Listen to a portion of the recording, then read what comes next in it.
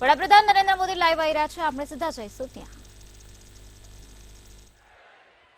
બધા એક સાથે હાથ ઊંચા કરીને ભારત માતા કી વંદે, જય શ્રી રામ। ભારતના તમામ નાગરિકોને ગૌરવ અપાવનાર, ગરીબોના બેલી એવા દેશના આદરણીય પ્રધાનમંત્રી શ્રી નરેન્દ્ર મોદી સાહેબ, ડાયસ પર ઉપસ્થિત લોકસભાના ઉમેદવારો અને આગેવાનો અને વિશાળ સંખ્યામાં અહીં ઉપસ્થિત સર્વે ભાઈઓ અને બહેનો, આદરણીય મોદી સાહેબના 10 વર્ષના કેન્દ્ર સરકારના શાસનકાળની અંદર અનેક ઇતિહાસ મોદી સાહેબે રચ્યા છે। લોકોની અપેક્ષાઓ કરતાં પણ વધુ એમને આપવા માટેનો એમનો સફળ પ્રયત્ન રહ્યો છે। એમના સમયની અંદર કોરોના જેવો મહારોગ જ્યારે મોં વકાસીને ઊભો હતો ત્યારે પણ બીજા દેશો પાસેથી કોઈ વેક્સિન આવશે, આપણા દેશના લોકોને આપીશું એની રાહ જોયા વગર આખા દુનિયામાં વિકસિત દેશો કરતાં પણ પહેલા આપણા દેશના સાયન્ટિસ્ટોને પ્રોત્સાહિત કરીને એમની પાસેથી એમને ટેલેન્ટનો ઉપયોગ કરીને મોદી સાહેબે આ દેશના 100 કરોડ લોકોને બંને વેક્સિન એ મફતમાં આપી હતી। આજે જ્યારે આ વિકસિત દેશો કે સમૃદ્ધ દેશોએ પણ પોતાના દેશના નાગરિકોને આ વેક્સિન મફતમાં નથી આપી। આ દિન સુધી આપણે માંગવાવાળા હતા, પણ મોદી સાહેબે આપણા દેશના લોકોને આપ્યા ઉપરાંત 100 જેટલા દેશોને પણ એમને આ વેક્સિન આપી હતી। અને કોરોનાના સમયમાં જ્યારે ધંધો રોજગાર બંધ હતો ત્યારથી આ દિન સુધી અને 2029 સુધી દેશના 80 કરોડ લોકોને મોદી સાહેબે માથાદીઠ 5 કિલો અનાજ, એ પણ સારું અનાજ એ મોદી સાહેબે આપી રહ્યા છે અને આપવાનું વચન પણ એમણે આપ્યું છે। મોદી સાહેબે હમણાં જ સંકલ્પ પત્રની અંદર એક ઐતિહાસિક નિર્ણય કર્યો છે કે 70 વર્ષની ઉપરના ઉંમરના કોઈ પણ વર્ગનો વ્યક્તિ હોય એ દરેકને જો એને કોઈ મોટી બીમારી લાગુ પડે અને 5 લાખ રૂપિયા સુધીનો ખર્ચ એ પણ મોદી સાહેબ આપવાના છે। આયુષ્યમાન યોજનાની અંદર 50 કરોડ લોકોને આ લાભ મળ્યો છે। એ દુનિયામાં સૌથી મોટી આ યોજના એ પણ આદરણીય પ્રધાનમંત્રી મોદી સાહેબ ચલાવી રહ્યા છે। એવા આદરણીય પ્રધાનમંત્રી શ્રી મોદી સાહેબ એ આજે જૂનાગઢના મહેમાન છે, એ આપ સૌને સંબોધનાર છે। એટલા માટે હું મારી વાતને વિરામ આપું છું। જય જય ગરીબ ગુજરાત, ભારત માતા કી।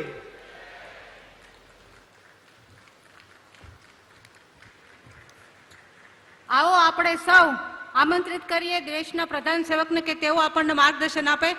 નરેન્દ્રભાઈ મોદી સાહેબ।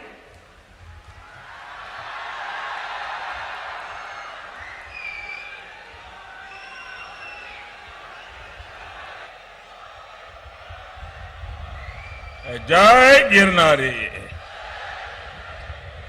जय जय गिरनारी।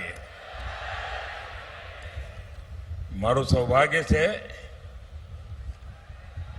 कि गिरनाરની ધરતી પર આવું અને આટલા બધા સંતોના દર્શન થાય। શેરનાથ બાપુ દેખાય છે ને એ મુક્તાનંદજી બાપુ નજરે પડે, અમારા મહેશગીરી દેખાય છે।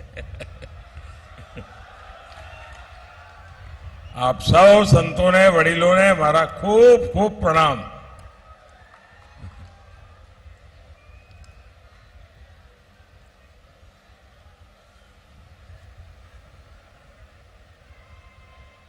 गया 2 દિવસ થી ગુજરાતની જનતા જનાર્દનના દર્શન કરવાનું મને સૌભાગ્ય મળ્યું છે।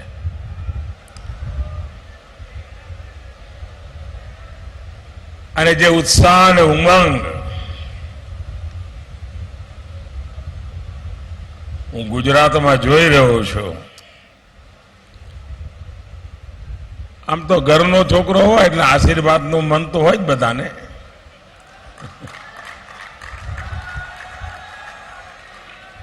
પણ જે ઉત્સાહ અને ઉમંગ હું જોઈ રહ્યો છું આ પ્રેમ, આ આશીર્વાદ એ ખૂબ મોટી મારી મૂડી છે બાપા.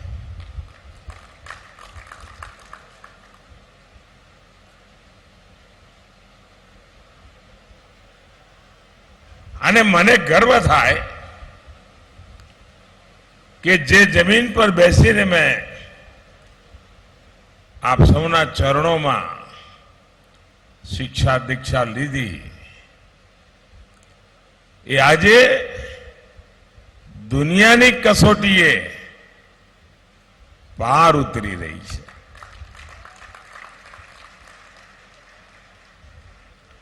આપ સૌએ વડીલોએ મને આપેલી શિક્ષા, મને આપેલી દીક્ષા, મને આપેલા સંસ્કાર, આજે હું એને સલામ કરું છું કે તમારા એ સંસ્કારને કારણે આજે દુનિયામાં ભારતનો ડંકો વાગી રહ્યો છે.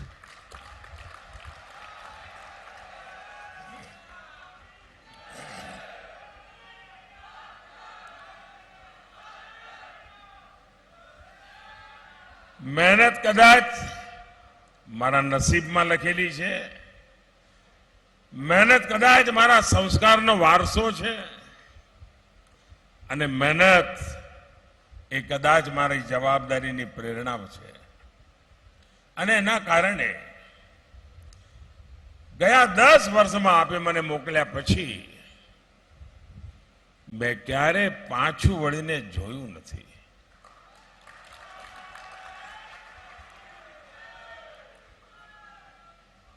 અને હૃદયમાં એક જ ભાવ, બસ મારું ભારત.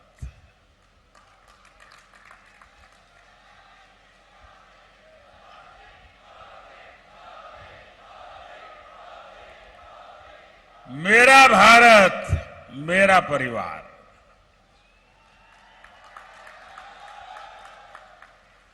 એ જ ભાવ સાથે અનેક મોટો સંકલ્પ લઈને કામ કરું છું. અને 2024માં એક બહુ જ મોટા સંકલ્પ સાથે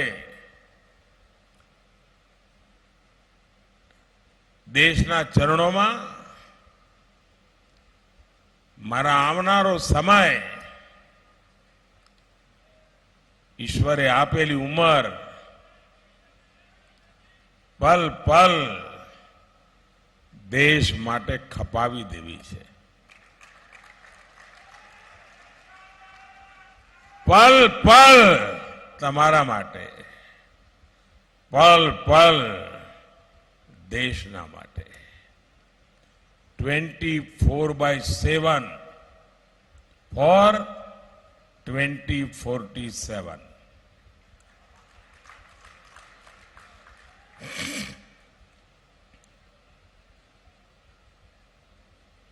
અને સપનું છે વિકસિત ભારતનું. 2047માં દેશ આઝાદીના 100 વર્ષ મનાવે ત્યારે વિશ્વ આખું એક અવાજે કહે કે ભારત દુનિયાનું વિકસિત રાષ્ટ્ર બની ગયું છે. અને ભારત વિકસિત ત્યારે જ બને કે 5 વર્ષ પહેલા મારું ગુજરાત વિકસિત બને.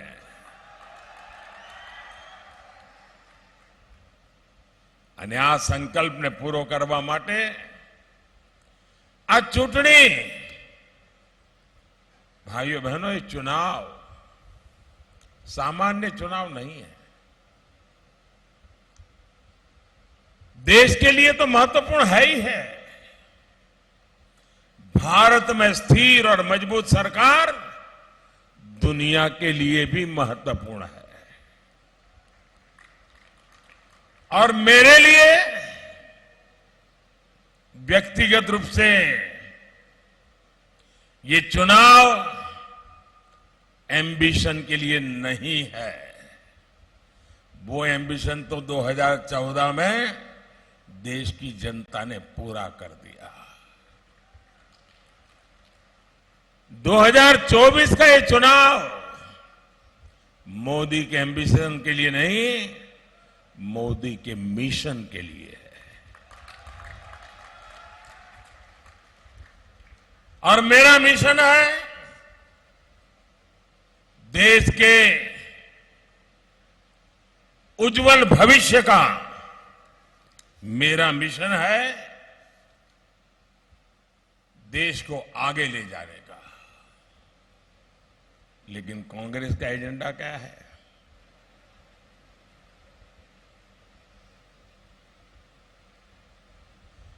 कांग्रेस कह रही है कि वो कश्मीर में जो मैंने आर्टिकल 370 खत्म कर दिया, वो कहते हैं कि 370 हम फिर से लागू करेंगे।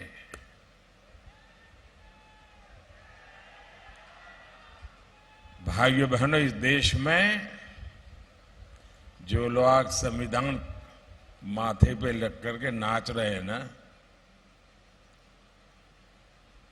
उनकी सर्वसत्ता थी, पंचायत से पार्लियामेंट तक उनका राज था, कश्मीर में भी उनकी सरकारें थी, लेकिन वे कभी भी देश का संविधान सब जगह पे लागू नहीं कर पाए। मोदी के आने तक देश में 2 संविधान थे। एक संविधान से देश चलता था, दूसरे संविधान से जम्मू कश्मीर चलता था। क्या ये बाबा साहब आंबेडकर का अपमान नहीं था? क्या ये भारत के संविधान का अपमान नहीं था? क्या हिंदुस्तान के कोटि कोटि जनों का अपमान नहीं था? मैं सरदार पटेल की भूमि से आता हूं। अगर सरदार पटेल होते तो देश का संविधान जम्मू कश्मीर में भी शान से लगा होता। लेकिन जो काम सरदार साहब का अधूरा रह गया, ये धरती का संतान, आपका संतान, ये सेवक उसे पूरा कर पाया। 370 गई, 370 को जमीन में गाड़ चुका हूं। और मैं कांग्रेस के शाही परिवार को, कांग्रेस के शाहजादे को खुली चेतावनी देता हूं, अगर उनके हिडन एजेंडा है तो हिम्मत के साथ देश के सामने आके कहे कि वो धारा 370 फिर से लागू करेंगे। मैं देखता हूं बाबा साहब आंबेडकर का अपमान करने की उनमें कितनी ताकत है। અને આપણે ત્યાં તો કહે ને, ખેલ ખેલાડી ના ઘોડા અસપારો ના। और इसलिए उनका जो एजेंडा है वो समझने जैसा है। कांग्रेस का दूसरा एजेंडा सीएए, जो लोग हमारे पड़ोस के देशों में जो हिंदू हैं, जो भारत मां के संतान रहे थे, उनका एक ही गुनाह है कि वो हिंदू धर्म का पालन करते हैं, वो जैन धर्म का पालन करते हैं, बौद्ध धर्म का पालन करते हैं, ईसाई धर्म का पालन करते हैं, पारसी धर्म का पालन करते हैं। इसलिए वहां पर उन पर जुल्म होता है, वहां से उनको भगा दिया जाता है। उनके लिए तो एक ही सहारा है, ये मां भारती की गोद। कहां जाएंगे? उनको मताधिकार देने का मैंने नागरिक का कानून बनाया, वो कहते उसको भी खत्म करेंगे, दोबारा हम पूरी तरह से दिलाएंगे। मैं वो भी कांग्रेस को चुनौती देता हूं, उनके सारे चट्टे बट्टे को चुनौती देता हूं। अब देश में से न फिर से 370 ला पाओगे, न सीएए हटा पाओगे। मैंने 3 तलाक कानूनी रूप से उस पर प्रतिबंध लगा दिया, ताकि मेरे देश की मुसलमान बेटियों को सम्मान से जीने का हक मिले। कोई सरफरा 3 बार तलाक बोल दे और उस बच्ची की जिंदगी बर्बाद हो जाए, और सिर्फ बच्ची की नहीं, उसके मां बाप भाई बहन जिन्होंने उसको शादी करके ससुराल भेजा था, जब बेटी वापस लौटेगी तो उस परिवार का क्या होगा। मैं उन सब की रक्षा करना चाहता था, और इससे मैंने 3 तलाक पर रोक लगाने का कानून बना दिया। मैं कांग्रेस को चुनौती देता हूं, शाहजादे को चुनौती देता हूं, हिम्मत है तो खुल करके कहिए कि दोबारा 3 तलाक की मुक्ति दे देंगे और वोट के लिए 3 तलाक अलाउ कर देंगे। ये मोदी है, मुकाबला नहीं कर पाओगे। कांग्रेस के एक सांसद दक्षिण भारत को अलग करने की मांग कर रहे हैं। देश को इतना बांटा, कितना बांटोगे, राजनीति इतनी गिर गई है आप लोगों की। इंडिया अलायंस की पार्टनर पार्टियां भी विभाजन की बात करती हैं। साथियों, कांग्रेस के लोगों को विभाजन की मानसिकता विरासत में मिली हुई है। एक कांग्रेस ही है जिसने सत्ता के लिए देश का विभाजन तक स्वीकार कर लिया था। तमिलनाडु के पास एक पूरे का पूरा आइलैंड कच्चातीव द्वीप, ये कांग्रेस सरकार ने देश आजाद होने के 30 साल के बाद पड़ोसी को दे दिया। ऐसे ही अपनी पर्सनल प्रॉपर्टी हो ऐसे ही दे दिया, लो ले जाओ, मौज करो। और ये सच्चाई अभी अभी सामने आई है कि कांग्रेस के नेताओं ने बयान दिया था कि उस द्वीप पर, उस टापू पर कुछ नहीं है, कोई रहता नहीं है, क्या जरूरत है, ले जाने दो। आप कल्पना कर सकते हैं ऐसी सोच वाले जो लोग हो, मैं तो सोच करके कभी कभी कांप जाता हूं, अगर सरदार वल्लभ भाई पटेल न होते तो उन्हें गुजरात के गौरव की चिंता वो लोग न करते और मेरा जूनागढ़ भी पाकिस्तान के पास चला गया होता। ये मेरे गिर के शेर दुनिया के सामने गर्जना करते हैं, वो हमारे पास नहीं होते। दोस्तों, साथियों, ये सरदार पटेल है जिनका इतना बड़ा योगदान कि आज मैं आपके बीच बैठ करके हम लोग भारत का भाग्य लिखने के लिए बात कर सकते हैं। दोस्तों, साथियों, कांग्रेस पार्टी जैसी खतरनाक मानसिकता, गुजरात को लेकर कांग्रेस के मन में जो खींच और नफरत है, कांग्रेस अगर सत्ता में आई तो ये गुजरात के लिए, देश के लिए खतरनाक हालात पैदा कर सकती है। ये तो कह देंगे कि कच्छ में, रेगिस्तान में क्या जरूरत है यार, वहां तो कोई रहता नहीं है, ना घास फूस है, कुछ नहीं है, दे दो। उनको देर नहीं लगे, उनको कोई परवाह नहीं है, उसका भी सौदा कर सकती है। यहां गुजरात के तटीय क्षेत्र में कई ऐसे द्वीप है जहां कोई नहीं रहता है। कांग्रेस ऐसे द्वीपों का भी सौदा कर सकती है। और ये मोदी है जिसने पहली बार प्रधानमंत्री के बनने का, आजादी के इतने सालों के बाद, ये मीडिया के लोगों का काम है रिसर्च करना, अच्छा होता पहला आप लोगों ने रिसर्च की होती तो। भारत सरकार के पास ये जानकारी नहीं थी कि हमारे पास कितने द्वीप है। मैंने आकर के सैटेलाइट से सर्वे कराया और आज हमारे देश के आसपास, हमारे समुद्र के इलाके में 1300 से ज्यादा द्वीप है, और कुछ द्वीप तो सिंगापुर से बड़े हैं। और मैंने ये भी ठान लिया मैं उसमें से भी सिलेक्ट कर करके उसका भी डेवलपमेंट करूंगा।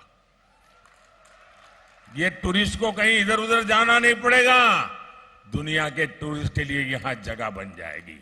ये संभावना है। ये हमारे यहां के समुद्री तट के किनारे पर भी है जी। ये सब डेवलप होने वाला है। साथियों, ये कांग्रेस का चलता तो हिमालय की बर्फीली चोटियों का भी सौदा कर सकती है, क्योंकि वहां भी कोई रहता नहीं है। कांग्रेस की खतरनाक सोच से देश को सावधान रहना है। साथियों, कांग्रेस जब तक सत्ता में रही देश की सुरक्षा को दांव पर लगाती रही। कब कहां बम का धमाका हो जाए कुछ पता नहीं होता था।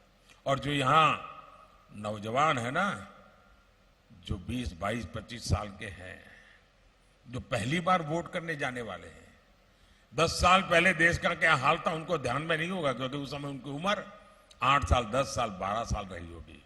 आपको याद होगा, हवाई जहाज में जाओ, एयरपोर्ट पर जाओ, रेलवे स्टेशन पर जाओ, बस स्टेशन पर जाओ, माइक पर से सूचना आती थी 24 घंटे कि अगर आपको कहीं कोई लावारिस चीज दिखाई दे तो हाथ मत लगाना, कहीं कोई लावारिस बैग पड़ी है तो पुलिस को जानकारी देना, हाथ मत लगाना, कहीं कोई टिफिन का डिब्बा है, कहीं कोई बड़ा खिलौना पड़ा है, हाथ मत लगा। क्यों?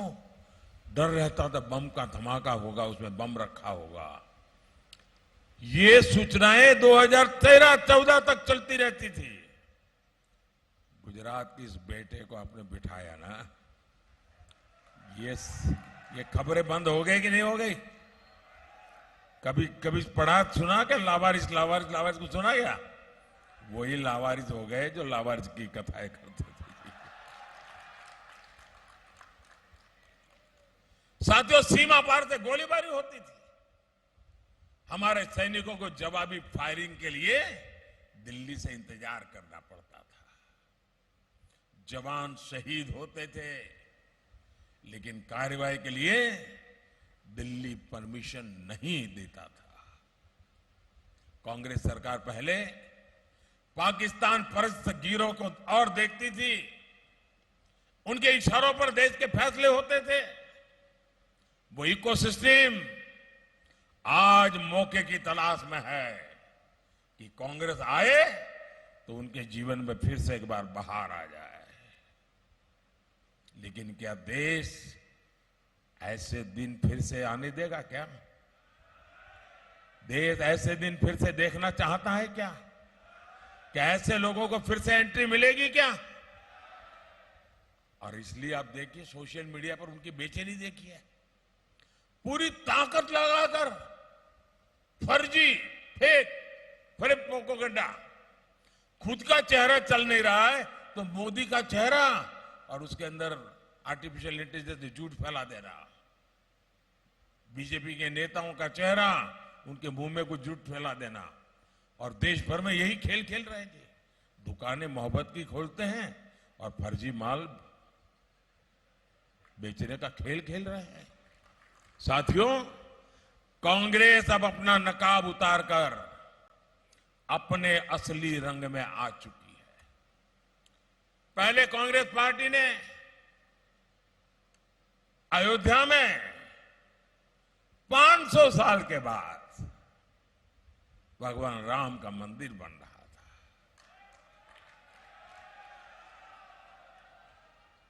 आजादी के 75 साल बाद भी उन्होंने रोड़े अटकाने की कोशिश की, अदालतों में भी रोड़े अटकाए। लेकिन ये मेरा सौभाग्य है, आपके आशीर्वाद है, अयोध्या में भव्य राम मंदिर बन गया। लेकिन जब उसके प्राण प्रतिष्ठा में उनको निमंत्रण दिया, उसको भी उन्होंने ठुकरा दिया। ये कौन सा संस्कार है? मैंने मंच पर आते ही जब संतों को देखा तो पहले सर झुका करके नमन किया मैंने। हमारे संस्कार, हमारी संस्कृति, हमारी परंपरा। साथियों, कांग्रेस ने ये क्यों ठुकरा दिया, उसकी वजह भी अब खुल करके बता दी। कांग्रेस ने कहा है, उनके अध्यक्ष ने कहा है कि उसका मकसद भगवान राम को हराना है। आपने सुना होगा।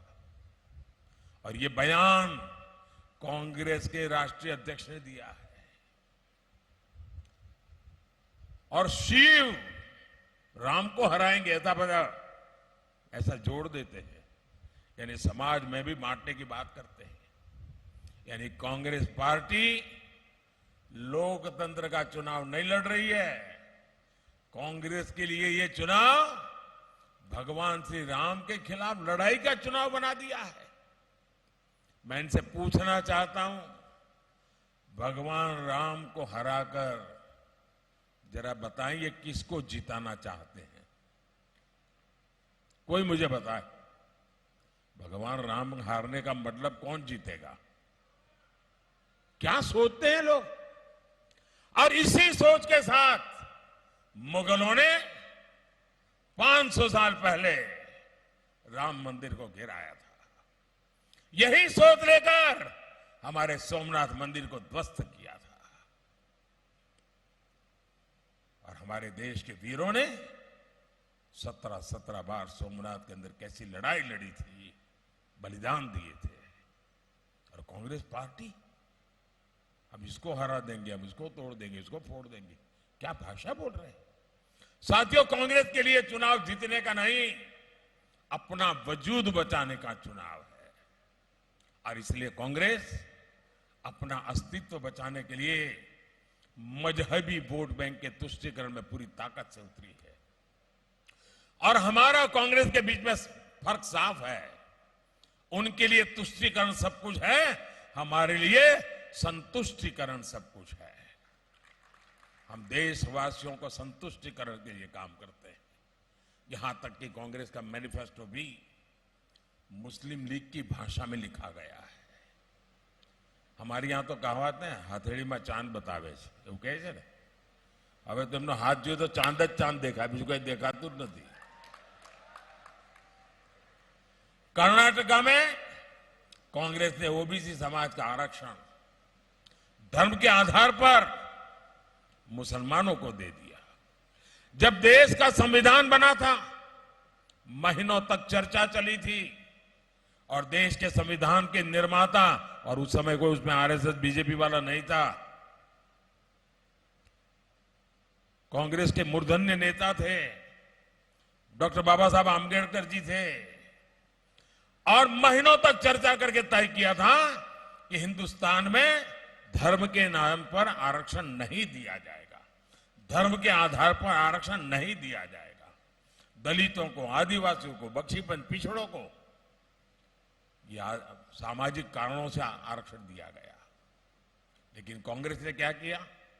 कर्नाटका में रातों रात एक फतवा निकाला और एक ऑर्डर निकाला, और कर्नाटका में भी जितने भी मुसलमान हैं सबको ओबीसी घोषित कर दिया। और ओबीसी को जो वहां 27% आरक्षण मिला था, उसका बड़ा हिस्सा लूट लिया। क्यों? उनके दिमाग में सिर्फ अपनी वोट बैंक भरी हुई थी। ये कोशिश कांग्रेस ने आंध्र में भी की थी।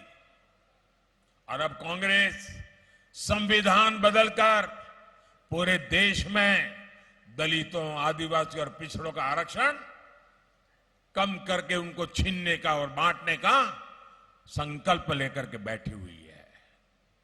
लेकिन मोदी ने खुले मन से जनता के बीच कांग्रेस की इस साजिश को देश के सामने ला दिया है।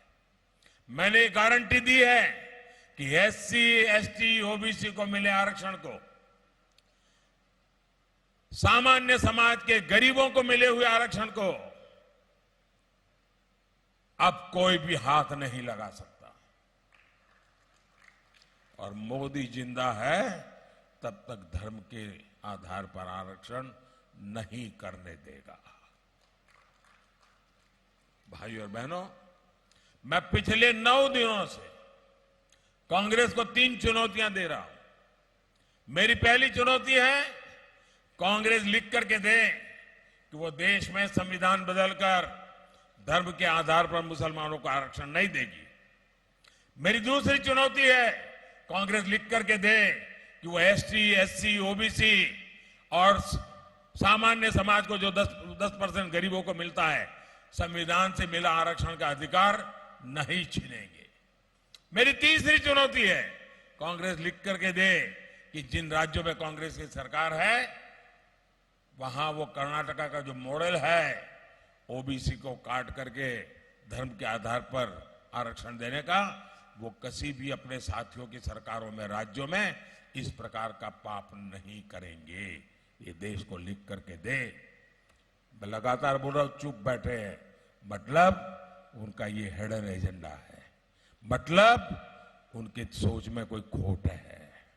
और इसलिए मैं आपको चेताने आया हूं कि हम ये पाप उनको नहीं करने देंगे।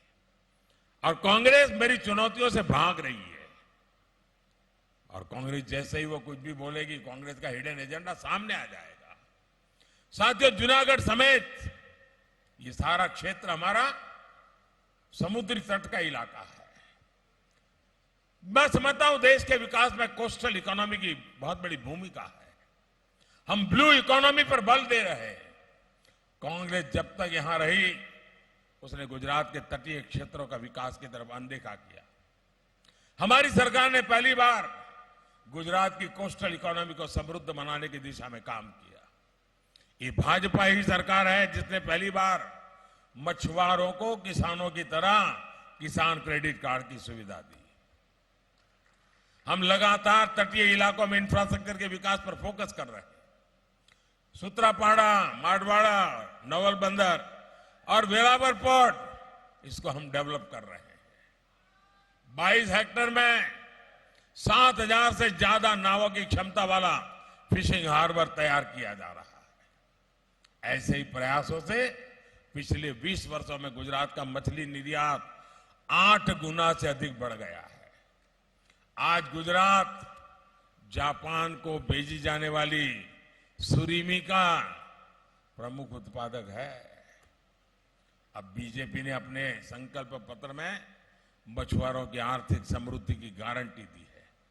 हमारा संकल्प है कि पीएम मत्स्य संपदा योजना का विस्तार करेंगे।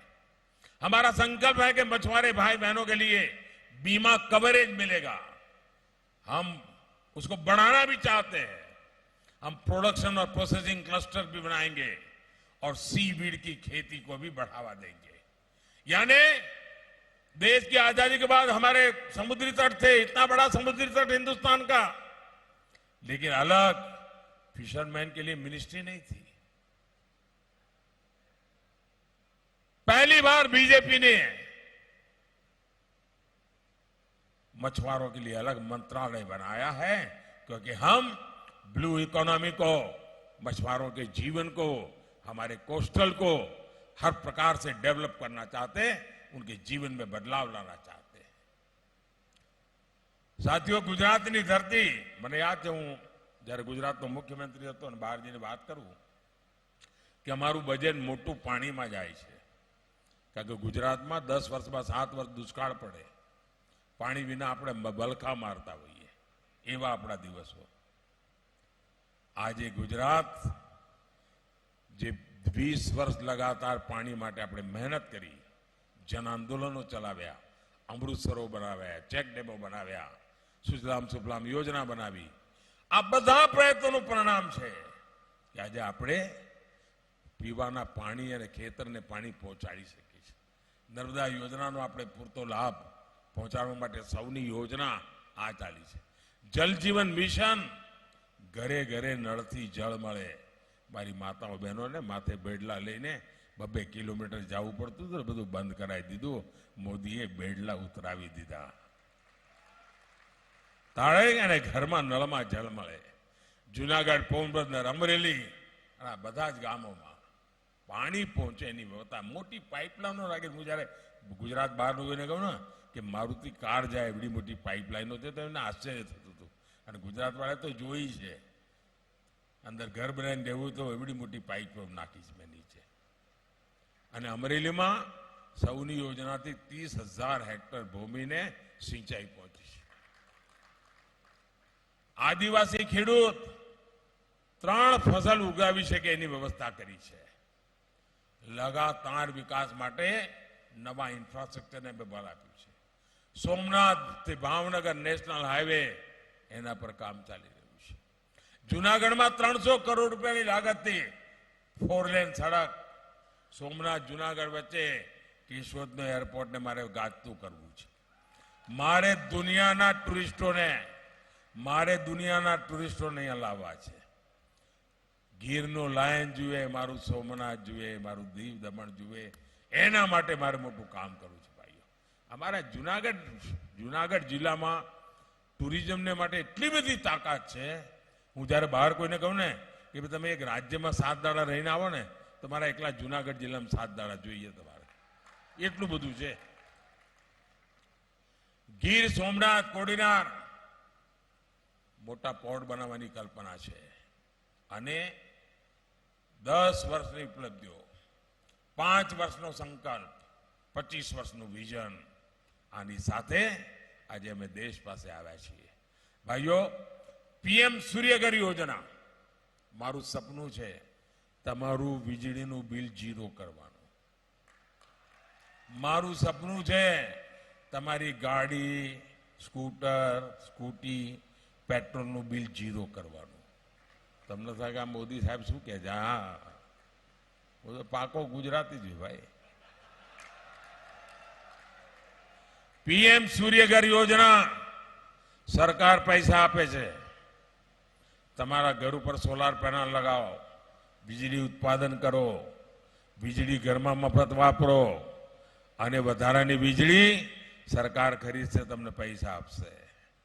એટલું જ નહીં, તમે જે વીજળી પેદા કરશો, તમારું સ્કૂટર, હવે ઇલેક્ટ્રિક વ્હીકલ આવવાના છે. સ્કૂટર, ગાડી, સ્કૂટી ઇલેક્ટ્રિક ચાર્જ થાય, પછી તમે અહીંથી રાજકોટ જાઓ, ભાવનગર જાઓ, જામનગર જાઓ, અમદાવાદ જાઓ, બાપુડી લહેરે લહેર, 1 રૂપિયાનો ખર્ચો નહીં. બધું કાના માતા વગર મફત.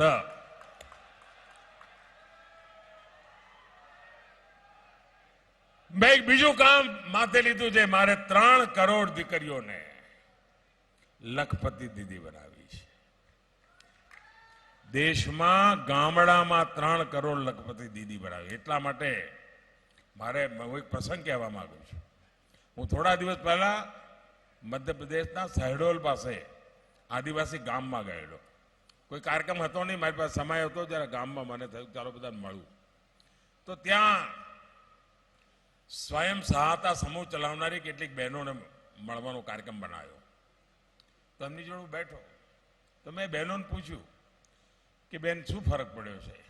તો એમાં એક બહેને કહ્યું, સાહેબ મારી આવક, હું લખપતિ દીદીમાં આવી ગઈ છું, કારણ કે અત્યાર સુધીમાં 1 કરોડ લખપતિ દીદી બનાવી દીધી છે. મેં બહેનને પૂછ્યું શું કરશો? હવે તમે વર્ષે લાખ રૂપિયા કમાતા થયા તો શું કરશો? તો આદિવાસી બહેને તો મને કહ્યું, સાહેબ થોડા ઘરેણા લાવવા છે. સ્વાભાવિક ઈચ્છા થાય, થોડા સોનું ચાંદી ખરીદવા છે. મેં એક બીજી બહેનને પૂછ્યું, એ થોડું 8મા 9મા સુધી ભણેલા બહેન હતા. તો બેન તમે શું કર્યું? એ કે મેં તો મારા પતિ છે ને એ સાયકલ પર મજૂરી કરવા જતા હતા, તો એમના માટે સ્કૂટી લઈ આવી. પછી કે મને ખબર પડી કે મને બેંકથી લોન મળે, તો મેં જરા ભણેલી હતી લીધું તપાસ કરી. પછી મેં ટ્રેક્ટરની લોન લીધી અને મેં મારા પતિને એમના જન્મદિવસે ટ્રેક્ટર ભેટ આપ્યું. એક આદિવાસી દીકરી કહે છે મેં એને ટ્રેક્ટર ભેટ આપ્યું. અને પછી મને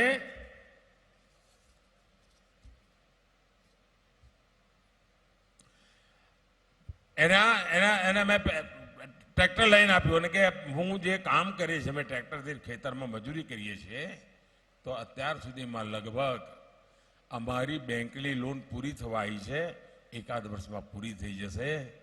આ લખપતિ દીદીની કમાલ છે. 1 કરોડ લખપતિ દીદી બની ગઈ છે.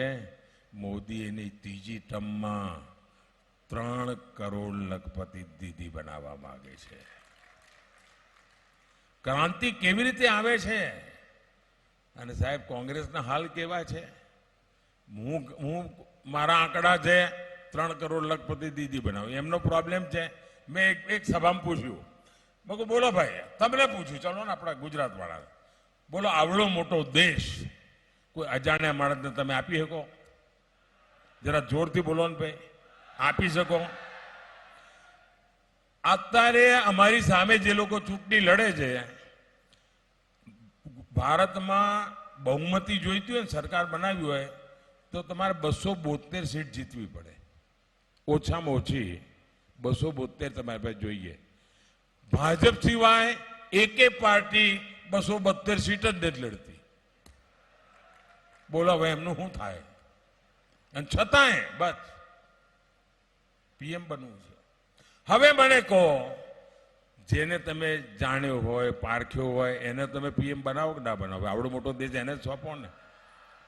જેને જેનો રેકોર્ડ જ ખબર ના હોય એને તમે પીએમ બનાવી શકો? હવે એમને મેં જરા પૂછ્યું કે ભાઈ તમે કહો તમારે કોણ માણસ છે, કોને સોંપે દેશ? ચલો નામ તો આપો એક. તો એમણે શું ફોર્મ્યુલા કાઢી છે કે અમે બધી પાર્ટીઓ ભેગી થઈને દર વર્ષે એક પ્રધાનમંત્રી, બીજા વર્ષે બીજો, ત્રીજા વર્ષે ત્રીજો, 5 વર્ષમાં 5.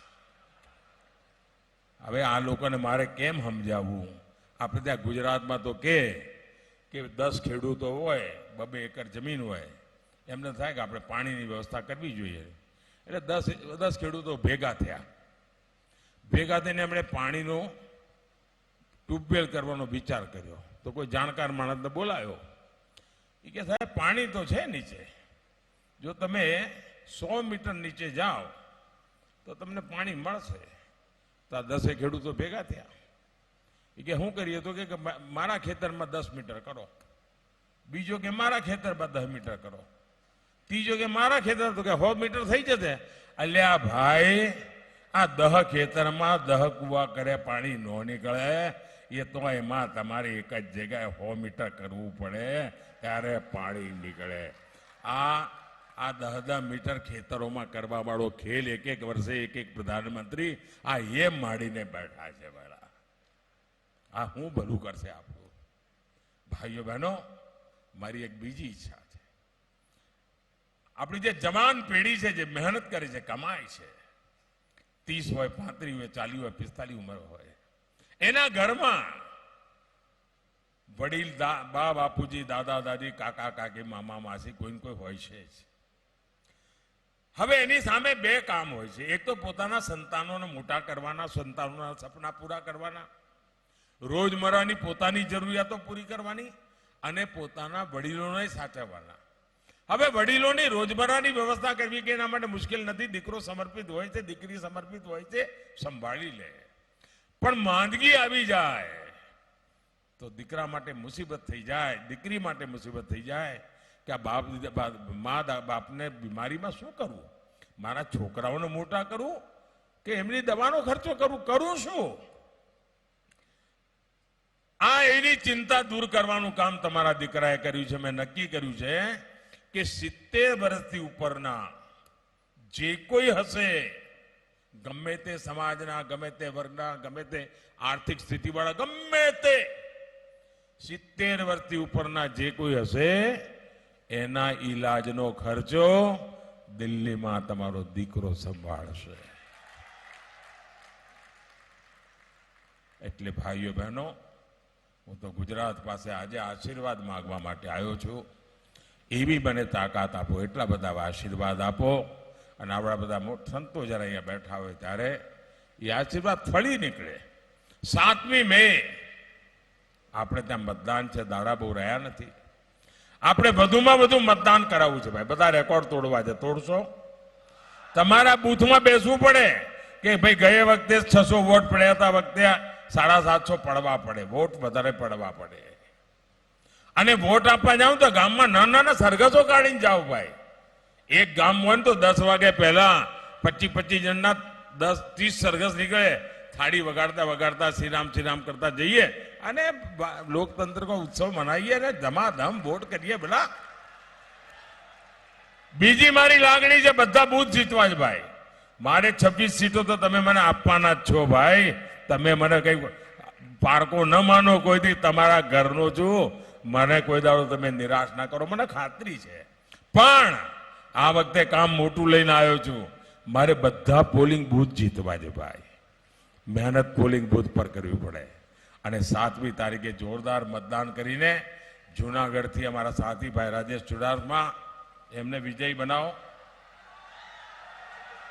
ઉભા થાવ ભાઈ. એટલે જરા હા, પોરબંદરથી અમારા મનસુખભાઈ માંડવિયા, અમરેલીથી અમારા ભરતભાઈ સુતરિયા, અને માણાવદર વિધાનસભા સીટના બાય ઇલેક્શનમાં અમારા ભાઈ અરવિંદભાઈ, અમારા જૂના સાથી, એમને વિજયી બનાવો અને ભારે મતોથી વિજયી બનાવો, એ જ મારે અપેક્ષા. બોલો ભારત માતા કી, ભારત માતા કી, ભારત માતા કી.